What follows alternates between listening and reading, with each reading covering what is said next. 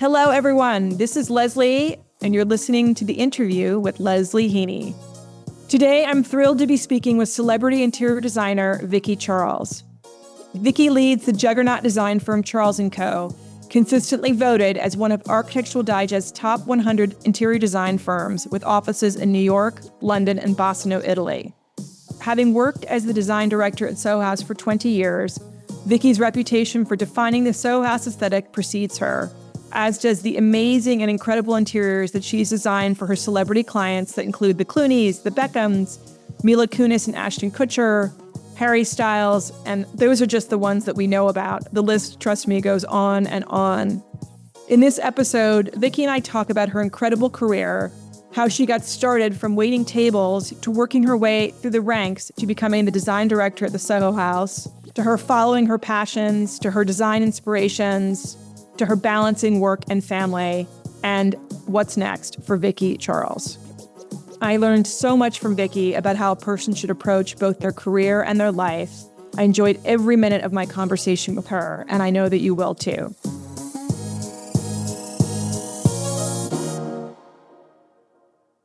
Vicky, I'm so happy to see you. Vicky not only is so kind and wonderful to agree to do this and talk to me today, but she also is right off of Times Square in the middle of a Tuesday, and I was 7 minutes late coming from uptown. So it's gonna be, I'm kind of in a bad mood about it, actually. I know, you should be in a bad mood about really it. short answers, not I'm like, asking your friend to come do this, and then you're like, it's always a good way to kick things off. Opportunity to hang out with you. You're so sweet. We were just chatting about our families. Vicky and I are good friends from the Millbrook area where she lives with her family, and our kids were at the same school. We've recently moved to Nashville, but it's just so great. So great to see you. And I can't wait to talk to you about what you do outside of the context of me knowing you in your home and with your family, which is you as an interior designer. Was this something, growing up, did you always dream or have an affinity for interiors? The industry existed. No idea about it. I grew up in the countryside in Gloucestershire. My dad was a policeman. My mom worked for a local solicitor, and they went to the hardware store to choose their paint colors and duvets, duvet covers. I had no idea about this world. I was always arranging my bedroom furniture. I was going to ask you, do you arrange things or pick colors? I was always kind of moving things around. But that was I didn't know you could make a living from it. I totally fell into the industry accidentally. Well, tell us about that, because you went to university. Went to university, studied fine art and English literature. So you did sort of have an affinity for the and I loved the art studio at school. Everybody cool hung out in the art studio doing who knows what. Nothing you could ever make any money from. And then finished school. And had no idea what I wanted to do. Got a job in some ad agency and the receptionist. But then I ended up needing, obviously, more money, huge debt from being a student. And ended up waiting tables for a restaurant that was owned by Soho House back then called Café Bohème in Oxfordshire. And I just waited tables to make extra money and just happened to work with somebody who was an entrepreneur and starting Soho House around that same time. But was he like you... Like the way you fold the napkin, the way it's magical. Nothing to do with your color traces of napkins. No, not at all. I ended up, and Soho House was fun and growing right then. And back then they used to do a party in the Cannes Film Festival, and they used to rent a boat in Cannes, and we'd all go out there and we'd wait tables for this week in Cannes, and we used to make enough money and get the night train from Nice to Rome afterwards, and then spend this kind of month bumming around Italy, then end up back in London with no money and go back to waiting tables. My mum's head was spinning off her body because I was, meant to go to university, and then meanwhile I'm waiting tables in London. And then my job kind of evolved as Soho House was growing to organize these parties for the Cannes Film Festival, and then we used to do 3 for the Ad Festival and the Film Festival. And my job was really the party planning. And that's kind of how I fell into the design world, because I would say, pretty much 30% of it is design and the rest of it is budget and logistics. Right. And so a lot of what I learned from event planning applies to what I do now. When Soho House was coming to the US, we used to organize lots of parties for the Oscars. And so that date never moved, so you had to turn someone's house into something that looked like Soho House. And so my job was to decorate, kind of set it up, organize all the bartenders, the kitchens, the chefs, the furniture, and do this house for parties all week for the Oscar events. And so that was kind of a big part of the job, was just... Wait, so take me back. So Soho House started in London, no? So Soho House started in London in 1995. I started working there in 97. Okay, in London. In London, yeah. So I started in Oxford and then moved to London to Soho House. And then I think it was 2002 or 2003, they moved to New York. Okay. That's when I moved to New York with them. But before they went into any other city, which was LA was next, we used to host parties in those cities before we'd... Right, sort of like a pop-up, exactly, to try and get membership. So you would going. rent somebody's house in LA and rent these homes in the Hollywood Hills and redecorate them to look like a Soho House back then. And then we would host the after parties for the Oscars. So who was doing the design for the Soho House then? Or was that was me doing these houses? Yeah. So we'd just take over a house because it was always on a budget because it was such a big expense because everything was free in this house. We used to host all these parties and have different sponsors and different film companies would throw these parties for the week. And so we used to just decorate these houses to look like Soho House wallpaper, build temporary kitchens in the parking lot, in the garage. And then we'd have to redecorate it and put it all back again when we rolled out of town. So we did that for 3 or 4 years. So was there like a warehouse where you would store all the Soho House furniture, or was it just like... We used to tap on suppliers like Soho House, because we were always opening new houses at the time. So someone like George Smith, which is a very old English furniture maker, we used to call George Smith and say, can we borrow? We promised we won't damage them. Actually, you can't see Vicky's face. I forgot we're taping. Yeah, exactly. Exactly. Trash them, and we'd borrow furniture. We'd borrow antiques. There's so many prop houses in LA. We'd just borrow things and put it together and then return it all. Actually, we used to do them for Art Basel as well in Miami before Soho House Miami. So was that part of Soho House's way of testing a market? Was just doing these pop-ups? They kind of knew they were going into it, but it was to get the membership data, like the membership community started. So you'd start to because Soho House's membership is based on there were founder members, and then founder members would find the next members. So it'd be like this kind of hosting events for future members. But when you were building out these houses to replicate that Soho House, and I guess in London, right? That's sort of the flagship.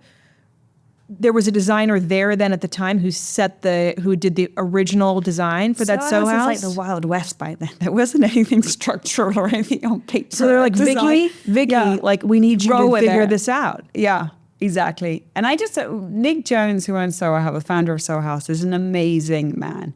He is, and I've learned so much from him in terms of if you want to do something, you do it. You say yes, and you just do it, and you get it done, and you own it. He doesn't look at your qualifications and can you draw. And so it was great, Vix, you do it. You want to do it, you do it. And you just did it, and it was great. You got to do the next one. And that was kind of the company ethos at the time.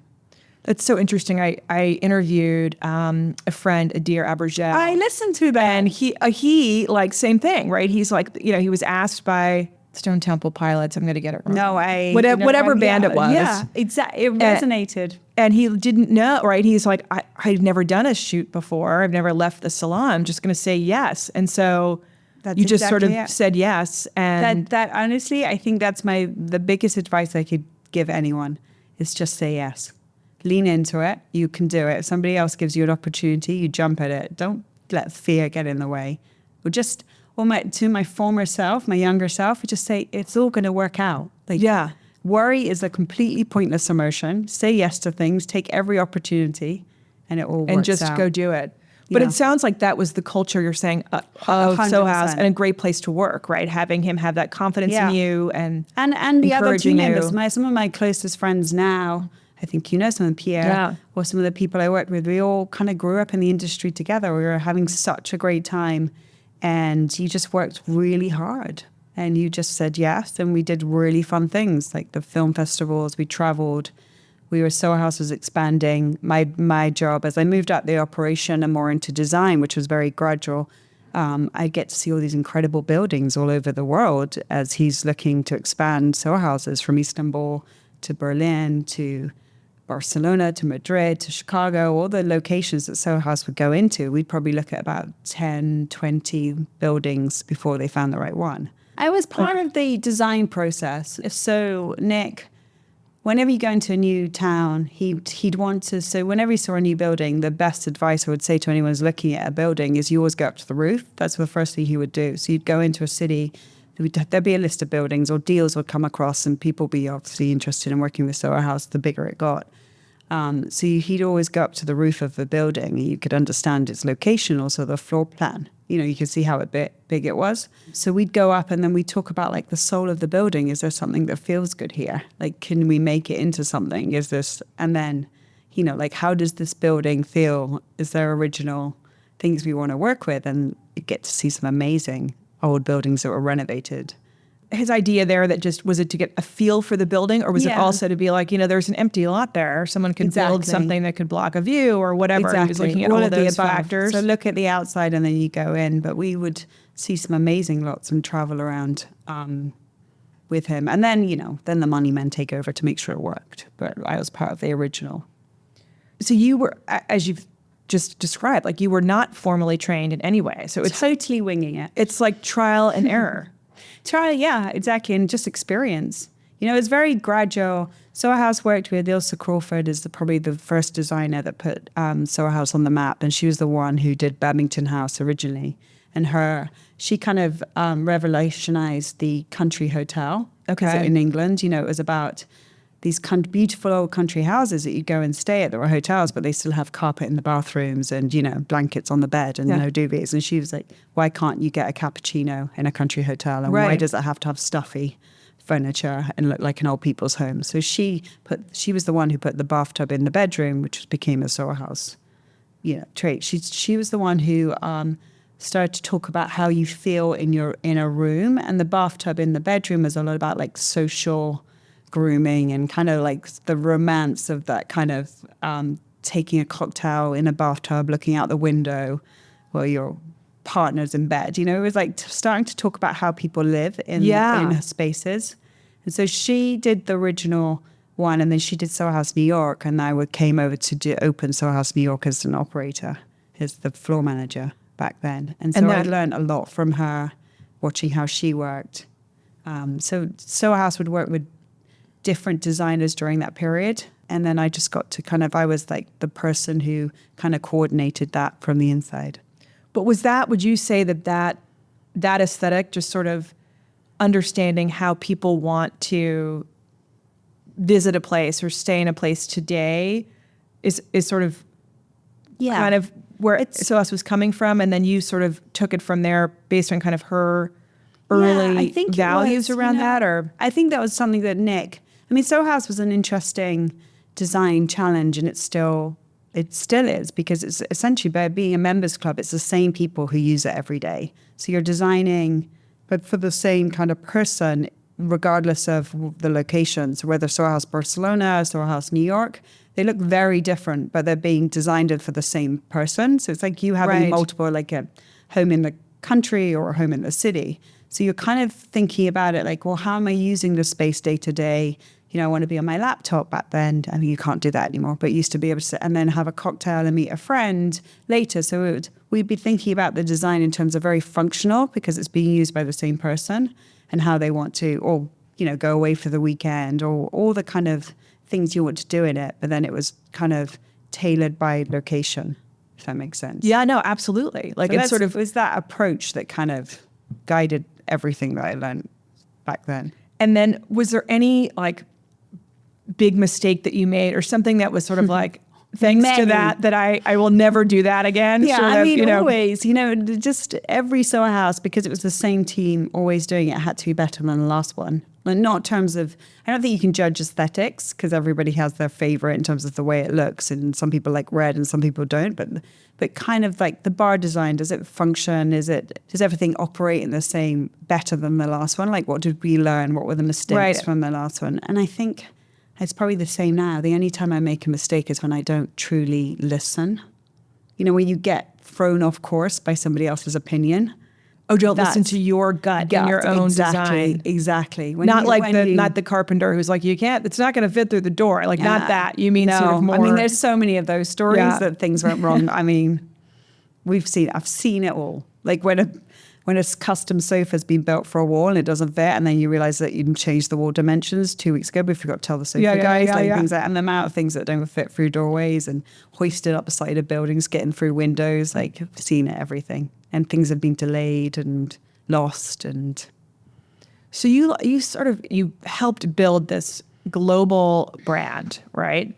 And that just has such an incredible reputation. And then at some point you decided you wanted to leave the Soho nest and go out on your own. What was your thinking behind that? Do you know what it was? It was very accidental in a way. I think I just turned 40 and I was having dinner with Nick and really good friends, Julia and James. And James said to me, so are you going to spend the next 20 years working at Soho House? Because I just came up on my 20 years, or I was close to 20 years at working at Soho House. And I was like, oh my God, I'm going to be the oldest person here. Like, all these kids. I mean, it does keep you young though when they're, shoot me, like, how is that going to happen? And it was just, by then I'd started doing private clients for Soho House. We got a few calls saying, can you do my home? Oh, the home at one of the Soho House properties? Yeah. No, just private clients will say, I love Soho House. Can you do my own house? Oh, okay. And I was like, well, I work for another guy. And then Nick would be like, oh, great. Soho House will do your house for you. Okay. And I would do it. So I kind of learn't how to do other people's houses while still working at Soho House. It wasn't just all Soho House. And we did a couple of other hotels as well. It became, a revenue source because we could charge design fees. Right.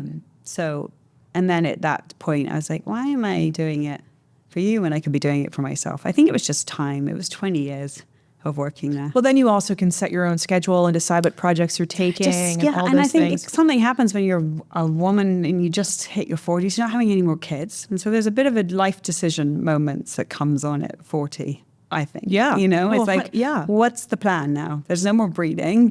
Shop is shut. What does the next 20 years What's the post-breeding like? plan? I know. We all go through the question of what's the post-breeding plan. Totally. And what does the next 20 years look like? You've learned your trade. Yeah. I know what to do, what I'm doing. I know my kids are now not babies anymore. They're at school. Like, what do I want to do for the next 20 years? And I was never going to work for somebody else. Your 12-year-old, as we were discussing before we started, is ready to, as long as she has her driver's license, she's ready to. She does not need me. She said recently, it's so annoying that I still need you until I learn to drive. I mean, we're having Ava on the podcast next, just so listeners Brace know. yourself. But so you have a partner that's part of Charles & Co. Tell me, how did you and she meet, and how did you decide to bring a partner on, and what was your thinking there? So Julia and I were really, really good friends, introduced by Nick from Soho House when she moved to New York when James is on Broadway here, and we both had babies.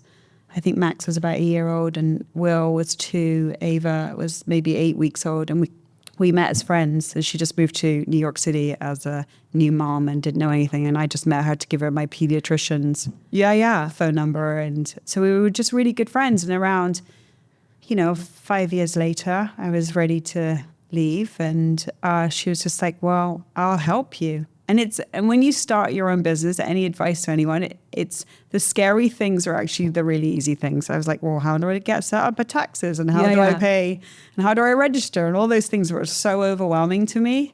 Not actually doing the day job was fine. I could do that, but she kind of just helped me. But did she have a background? So you mentioned that she was in town because her husband was on Broadway. Her husband is James Corden. That's right. I don't even know how you describe James Corden. Does he go as sort of not really an actor, writer, producer, talk show incredibly host, talented, hardworking, great singer. I mean, and let's talk about what he can't do. It's like car karaoke, which I love. I mean, that I do love his car karaoke. Being a karaoke addict myself. So but she had a background in banking or no? She was in a documentary film producing. Oh, she was okay, but nothing really in design. And she doesn't really get involved in the day to day of the design. She's more. She's much more behind the scenes and really kind of helps. It's lonely when you run a business by yourself. So she helps me. Well, just to bounce ideas off of or walk through things. Or just navigate kind of the company, what we do, what we don't want to do. I'm incredibly press shy, and Julia is much, but helps me position the company in the right way and try and stay under the radar a little bit. Well, we're going to get to that in a second because you are very under the radar. Your discretion, I think, is one of the things that your clients love. But she's based out of LA, right? No, London. They just moved back to London. Oh, London. Recently, but we started the company when she was in LA. Okay. And you were in New York. And I was in New York. And then she got pregnant again and had another baby. So she kind of took a bit more of a back seat. And then she just recently moved back to London. So and you're like your main office, you have an office here. It sounds like you have an office in London. We have an office head office is in New York. We have an office, a registered company in London. And we have an office in Italy, in a town called Bristol. Wow. Yeah. So how many employees do you have at this point? I think there's about 20 of us, roughly. Yeah, there's 20 of us between London, Italy, and New York. Yeah. I mean, just hearing about your well, you don't tell me anything about your projects, but your schedule of all the different projects and the places that you're visiting. And, one of the things that's really interesting, we said for, a minute ago about your discretion, but your website, says Charles & Co. It's a money laundering company. I mean, it is like a good thing about it. There's nothing. It needs to be redone. It's on. No, it doesn't. I think it's actually, I think it just hits the nail right on the head, right? About sort of how you run your business in that, and you talked about it a little bit earlier when you're talking about the Soho House, wanting to kind of reflect the place that it is and the people that are using it. It's so specific, right? Right. I work really closely with the client on how their version or what they want home to be. And so they won't find that in somebody else's house. They might say, oh, I like a bit of this, I like a bit of that, or what I don't like if they look at our portfolio. So first of all, I'm a word of mouth business. Like it's that you're only as good as your last house, essentially. And it's a relationship that you build with people. We're in the relationship business, so it takes a long time. I mean, I'm really lucky that I would say 70% of my clients are repeat. So I just have this long relationship working with people. Because once you get to know how their family and they intimately live, that's a lot of work and trust. So once you've built that trust, you can take. And that's the wonderful thing about design is even though I may be doing it for the same person, like their home in Montana to their home in Miami is really different just because how they use it, the location, the architecture. So it's not like repeating and how they're things. Evolving. Maybe you need ADA compliant doors. Exactly. It's the grandchildren, bunk beds. The gym has got smaller, the gym gets bigger. The closets always do this. We just had a friend who just redid his bathroom in Nashville, and he was describing to Andrew how we're 50. All of us are 50. That's right. He put in ADA doors. He got a Toto because in case he needs help with that. I'm like, wait a second. Are we really future-proofing, there? right? He's really thinking ahead. That's part of my job is future-proofing. Like, what is wrong with how you're currently living? Future-proofing. And then, let's talk about future you, because you wouldn't be talking to me if you weren't, if something wasn't correct in your life. So what's your with that 30% of new clients, right? And it sounds like once you become a client, you are definitely going to be you've got a lot of repeat clients, yes. Right? You obviously are looking at where it is. You mentioned that. Where is it on the location. current flight path? Because that's really helpful. Oh, yeah. Logistics. Yeah, exactly. I don't go New York, London, to Italy. Yes. Some places are off limits depending on where there's flights or. Mm-hmm. How many days would it take me to get there? Then I'm interested. Yeah. Or like how close is that to the other project that I'm working on? But will you say that there's sort of questions that you want to ask them to get to know them, or you want what is you have to, and I think it's like first dates, right? So you get to know. And luckily I have a studio director, Sophie, who's a really old friend, and she takes all the first interviews to see if there's a sense of humor there, or if there's a real person that you're engaging with. Because I'm not going to get the best work either way if you go through multiple layers of assistance, because the message gets diluted. Right. You have to have that relationship with the decision maker. And then it's like a first date, do we have anything in common? Can we communicate? Do we like each other? Because as you know, if you've done this before, it's a lot of money. Something goes wrong. Yeah. So this is the honeymoon, and we're so excited to talk to each other and share all these dreams, and we could do this, and it's going to be amazing. And then there's always the reality check of budget or the permits, or something goes wrong. So when something goes wrong, I want to still be able to talk to you and say, hey, Leslie, they smashed that vintage sink for on site. Like, I know you're ready to kill them and kill me, but that is so together. Important. You know, so, I think we have to be able to talk to each other. You said you're all word of mouth, right? So you're getting referrals from friends of friends, but that's really important too, right? Yeah, to know that happens all the time. Yeah. And so someone will say, and I love it if they've talked to some references and learn about how I work and what I do and what I don't do.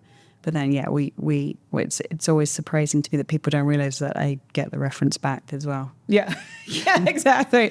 It goes both ways. So, and also the first especially when you talk to people now and you're first meeting a client and they keep their camera off on the Zoom, and you're like, I've had that one happen. I'm like, how are we meant to communicate together for the next 3 years if you don't put your camera on while we're having our first meeting? Oh, interesting. And you're like, maybe this won't be the right fit. Yeah. It's already like... That is a red flag. That's a red flag. I can give you my list of red flags offline because having been a reference, it's interesting what people ask, and then they're going to be difficult about budget or like this, the vintage sink, breaking or whatever. So we talked about how your website sort of, I think, reflects you and how, well, I guess lack of a website. Just your beautiful website, but that you just are, you're very private, and you have real discretion, which is very much appreciated by your clients. I work with a lot of high profile people on their private lives. So not their public lives, right. Not the famous them, and not their workplaces or their studios or their offices or anything that's a brand that they're promoting. I'm with their home and their family, and that is private. And no matter how high profile you are, you're allowed a private life. And essentially everyone's the same. We all have the same human experience of needing the bathroom, and it's the same at home. And everybody, no matter how beautiful, successful, it's the same fight with your partner. It's the same. You just, like, the one thing we all can't get enough of is time. So that compromise of time, we're all trying to deal with that at home. So nobody can have enough time with each of their children or pets or work. So, it's a very leveling experience when you're designing with people. It's the same. It doesn't matter like how you want to live, like whether you share a bathroom or you don't, you share a bedroom or you don't, about how far your kids are or they're not. So, like, everybody's going through that same experience in some form. You're right, because it is kind of behind the curtain, it's so important that you do maintain that. So now I'm going to make you really uncomfortable. I'm not going to ask you anyone, but I did send you. This is a whole where I dish the dirt. I know, you won't dish the dirt. You won't dish the dirt. But I, in looking into, like, doing my own research, which I have to do, obviously, even though we're friends for the podcast, magazines and the press has reported publicly that you've worked with Meghan Markle and Prince Harry, Ashton Kutcher and Mila Kunis, George and Amal Clooney, the Beckhams, Gwyneth Paltrow, the list goes on, right? And you said to me before we started that not all of this list is correct. There's some of it's correct, not all of it's correct. I know that in 2 cases, at least with the Clooneys and I think the Beckhams and Ashton Kutcher and Mila Kunis, they've spoken about you publicly. They are correct. They are clients. George and Amal were my first ever private home client. Really? That was my first client, George and Amal, privately. I mean, I know. Yeah, you won't. But he's just, they're both so lovely. And not that I, of course, know them as well as you do, but from being distant fans. But so on the particular projects that you've worked on with them, and maybe with all of those people, is there anything first that you can share about any of their projects that were interesting, like an interesting place, or maybe you don't even mention which client it is, but is there been like a favorite location or an interesting project? I know in Ashton Kutcher and Mila Kunis's case, you did like a farmhouse in LA that was published in a magazine. It was very cool because it's sort of, you wouldn't necessarily think of that in LA, but it looked, after it was done, it looked like it just had always been there. Well, so that was with the late Howard Bacon, who just died about a month ago. Oh, wow. Who was a phenomenal architect. And so his work is legacy. So I got really lucky to work with him on Ashton Miller's house. And he really kind of led that design, the architecture, and working. And that was 5 years working together on that house. That's how long some of these projects take. And so kind of really building trust, not just with the clients, but with Howard on his vision and understanding what he was, creating this incredible farmhouse. What was his vision? Why did he think of that as a contemporary farmhouse? So I think some of the pictures that was in AD, he built it has this kind of cathedral feeling when you're in it. And so a lot of these spaces, when you work with a new build, like a restoration is very different because you can feel the soul of the building before you demo or restore it. But when you're working with a kind of a legendary architect, you're trying to extract, as the designer, what's in their head. And I'm looking at, so he's creating this incredible contemporary farmhouse, where's the scale and the symmetry in that. So that particular room that was in AD, it's board form concrete. So it's where you get concrete, you put the wood into it to impress the texture of wood. The symmetry of it lines up completely throughout the room with the real wood on the floor. So it's things you don't really notice from the photograph, but this incredible piece of architecture that doesn't have decorative lighting in it. It's lit in a way that's kind of monumental when you're in the space. And then my job is to kind of humanize it, to make it their family living room and, soften it to make you feel less, you walk into that space and you're kind of like, it's so impressive. The picture does really take your breath away. And so kind of trying to make it into a home for a young family, so working really closely with Howard throughout that process on how do we balance and make this a livable young family's home. And that took time. I had to take time with Howard to earn his trust on what materials and how far I can push the boundaries and change things.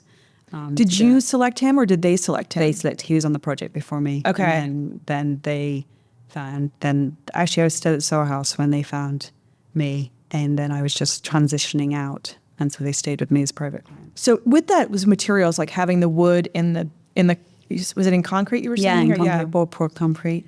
Was that? That's Howard. That's Howard. Yeah. Sort of, he was thinking that would just kind of. Yeah, and so my influence with things like that is like, how do all those things work together? Like, how does that floral color look inside, outside? How do we bring in the furniture colors on that? Like, are we doing real leather? And how does that wood tone, the table wood tone, work with the other colors in the room? It's a very, like working with an architect, we look at things through a different lens, obviously. Like I'm looking at the minuscule details, like how big are the bedside tables? Do they fit in the room? As he's thinking about the size of the window in relation to the other windows.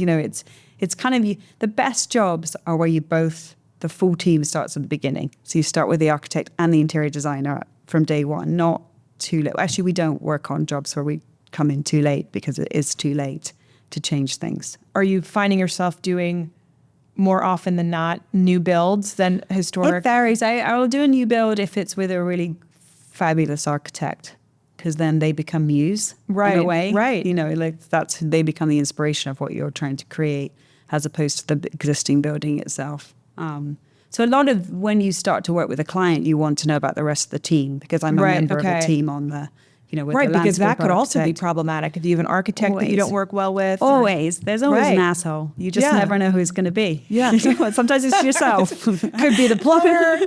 Could be, it's the gardener. It could be the client. It's the accountant. That's actually a great title for, some sort of memoir that you, or a book you could do in your career. We could just name at the end of it. It would end my career if I named all the assholes.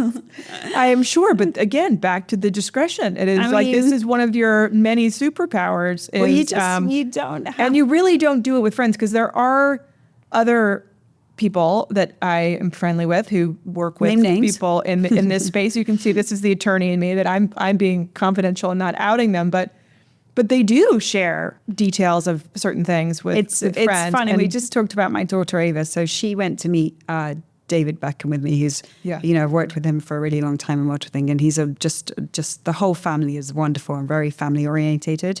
My son is obsessed with football, soccer. So he's bouncing around in the car, so excited to meet him. And Ava gets out of the car. This is a while ago. She was about 6 or 7. She went to David. I went, I don't get it. You're just a dad. And that was like essentially how she's right. They are. Yeah. He's just a dad at home with his kids, and I'm designing his house. So there, I guess there's nothing to talk about. But it's kind of great to just have Ava be the she's the leveler of all. Yeah, but that's kind of like, that's how it is, It's just, there isn't that level right, and of actually thing. when they are, when the way that you're working with them, they are just a dad. Meaning you're not working with them in their professional capacity. You're working and not with him, trying to create a home for them. Exactly. It was Amal Clooney, I think, who had said that she described you as like a calm in a storm, and that you understand how people live. Would you say that there is a common thread in? Yeah, I mean, it will take a lot to get me upset as well. Like I'm not saving lives. I'm not open heart surgery. We're talking paint. Yes, it's expensive, big decisions, but it is.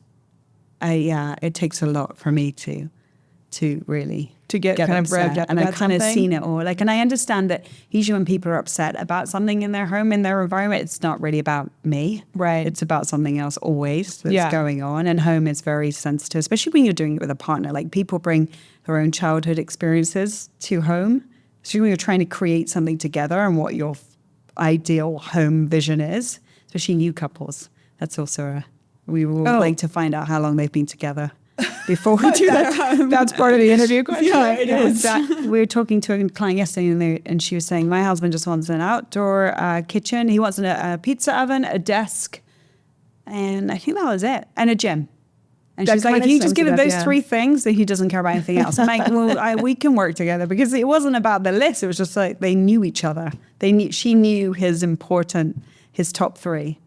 But so I think sometimes people don't understand just how much being an interior designer has kind of, the component of therapist, because you are trying to get to understand them, and it might be navigating, decision making with a spouse, or your children leaving, there's a lot. There's anything to do with home is there's a lot with there. Emotion. Okay, is there any project that you desperately want to take on? Could be like a house in a certain area, like maybe you want to do something totally off the grid that's sustainable. Just maybe something. You want to, I was talking to Peter Penoyer, who's an architect that and he was doing some project where he had to bring in everything that was totally off the grid. You don't have an off the grid. I have the logistics part of that's way too much of a headache. A rocket, like an Elon Musk rocket ship, any yacht, anything you haven't done. I mean, I just want to fix what's already just badly designed. I mean, hospitals, waiting rooms, like somewhere with it. It shocks me that how much your environment affects your mental health. So to go into hospital waiting rooms or doctors, and there's bright lighting and the colors are really jarring, or they're soft. Instead of harsh white, let's go for like a pinkish white, just something with a nicer glow. So I'd much rather work in that area. Just dim everything. Just be kinder with everything. Can you talk to like Bergdorf Goodman about dressing rooms? I feel like there's I don't understand. And they're actually trying to sell clothes. I'm this is demoralizing on so many different levels. And you're right, it's the lighting. It's that waiting rooms, hospitals, anywhere where you have to feel vulnerable. And it's not even decisions that require a lot of money. It's a paint color or a dimmer, or the bulb. That's the area that can be fixed. And, actually Joe knows this, my husband, there's certain restaurants I can't eat in that he loves just because the lighting is too bright. The interiors, they're trying too hard. It's distracting from the food. It's better it was just, don't put this crazy tile everywhere. It's about the food. It's just, people get it so wrong when they try too hard, or they don't try. They don't think about it. So let me ask you that then. You just mentioned those are things that don't cost a lot. What else? Are there other things like that you think could just be simple design fixes that people, maybe we can hit on so too? Many. That's what goes on in my head all the time. Talking of superpowers, I think I have this I can go into a room and work out what's wrong with it immediately. Like that's my superpower. It's because I'm like, that could just be such an easier fit. Like every hotel I stay in, I'm like, why would you do that? Like that doesn't make sense. Before we started, the last time I had shot in this studio, there was a side angle. I mean, I almost sent it to my friend who I interviewed who was the plastic surgeon to be like, this is my, my intake form here. Where do I can't even believe it. And so we were talking to the guys about moving the cameras, and you were like, well, if we move the chair, I'm like, oh, here we go. This is the genius at work. Just like, why would you just, but even when I look at, even new buildings and these new towers and condos and everything's grey and white and harsh. I'm like, why aren't bathrooms softer and kinder? The spaces you're more vulnerable in or more naked, just make it kinder to yourself in any colours or reflections. So what do we want? Naked spaces, we want pink? Like, think about the best light when you take your photographs. Okay. The sunsets, right? So anything that has a warm, soft glow is where you should be trying to emulate in your home. Especially, and so soft pinks, pink wide off. Like think about sunset light all the time. What do you have go-to paint colors? That you don't. You don't, because we talked about you really want to make it. Each project is different. Yeah. We did talk before taping that some designers you can kind of really tell that it's their design, and sometimes they even replicate, the use of certain things, and you try to stay away from that every time. Yeah. Just to make it that much easier. Yeah, exactly. I'm sure it'd make lots more money if I just. But it's also like my team. I mean, aren't you all bored of using that same tile? Let's just, what else we got? Our studio in the city is actually a big sample library, and it's just full of materials. And most of my team work remotely, but we go in the studio to pick, we're a physical industry, so we have to physically look at things, and touch and feel, and that's how we get in. But we're constantly, like, we just did a big cleanup in August and got rid of a load of old samples. I'm like, I can't look at this tile anymore. Like, what else? There's so many talented craftsmen out there. Like, show me more stuff. And that's really interesting. So because you have this group, you have the staff. Do you say to them sometimes, like, you need to go find, like, who's maybe you're going to Morocco, maybe you're going to find the fabric or the rugs or the tile or the and also the craftsmen. A lot of the guys that I work with now are like the great metalworkers or woodworkers. I'm like, they're all now in their 50s and 60s as well, like me. Like, let's like, who are your people? Like my 20-year-old designers, like find people. Find the leather people that you love to work with. Like, what's new? Find the new fabric designers. Wallpaper, I know all my guys from when I grew up with them, but like they were all. Let's start cultivating the next generation of this so talent. Exciting. I mean, I'm a curator. I don't actually make anything, so I'm constantly looking for makers, and I curate different people together to make a room. You could also probably find someone who does kind of wrought iron work or does something and then say, hey, could you make this for me? And they probably sometimes didn't even think of. We're talking to somebody yesterday about a key ring, right? I like to gift my clients on something that has the date of when they move into their house, because it's just such a date that you'd always forget. Like, what's your first night you sleep in your new house? So we tried to record and make a memory of that date. And yesterday I was talking to a British craftsman. He works in leather and he does incredible stitching. And like, make me a key ring or something with the date embossed on it. So it's a really fun thing that he's going to create something wonderful. I'm not going to tell him how to do it because it's his craft, but that's a really special date that everyone forgets, the first night they sleep. That is such a great idea. But I love how you're having him do something different that he hasn't yet done before. I'm not going to tell him how to do it. Okay, so no space stations, no yachts. Absolutely no. There's enough rich. I would rather fix what we already have and so it's here for longer.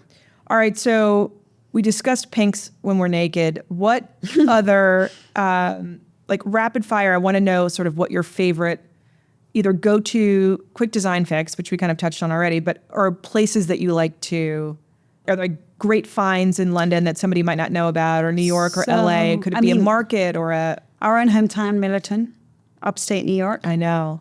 Dutch Montage Antiques. Dana's are like just local. I always shop local first. Millerton has great antique stores. Millerton has great antique stores. I also, every town, and that was the wonderful thing about working in Soho House. I worked in so many different cities that you've got the Rolodex of that city, because we were always searching. And I really think that great design, you do 70% of everything you buy. Like, you know, if I'm taking a room, I've bought probably 70%. I've bought the bed, I bought the bedsides.